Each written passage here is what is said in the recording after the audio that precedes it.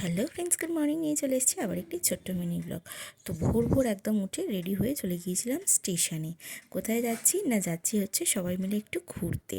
তো কোথায় ঘুরতে যাচ্ছি, হ্যাঁ সবই জানতে পারবে। আগে দেখো হাওড়া স্টেশনে পৌঁছে গেছি। আর এখানে দেখো বড়বাবু আমি একটু ঘোরাঘুরি করছি। হাওড়া স্টেশনে ট্রেন এখনও আসেনি, তো ট্রেন আসলে তারপরে উঠবো।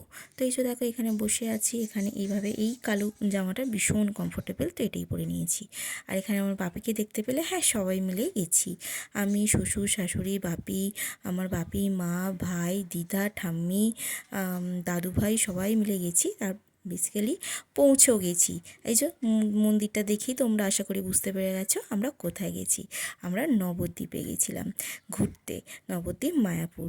তো দেখো এখানে নবদ্বীপে ভীষণ, মায়াপুরে মানে ভীষণ ভীষণ ভীষণ ভিড়, মানে কোনো রুম পাওয়া যাচ্ছে না। মানে পৌঁছেছি আমরা 12টার সময়তে, তারপর থেকে মানে গোটা 2-3টে পর্যন্ত জাস্ট আমরা রুম খুঁজে গেছি, যে রুম পাওয়া যাচ্ছিল না। তারপর খানিকটা এসে তারপর একটু ভিতর দিকটা যে বিড়লা বলে একটা আছে মানে আশ্রয়স্থল, সেখানেই আমরা বেসিক্যালি রুমটা পেলাম। তো সেখানেই গিয়েছিলাম এবং তার অপোজিটে হচ্ছে তোমার একটা চায়ের দোকান আছে। তো আমার এরকম ছোটোখাটো চায়ের দোকানগুলোতে মানে খুব ভালো লাগে চা খেতে বসতে। তো সেখানেই একটুখানি আমি, ভাই আর বরবাবু বসেছিলাম।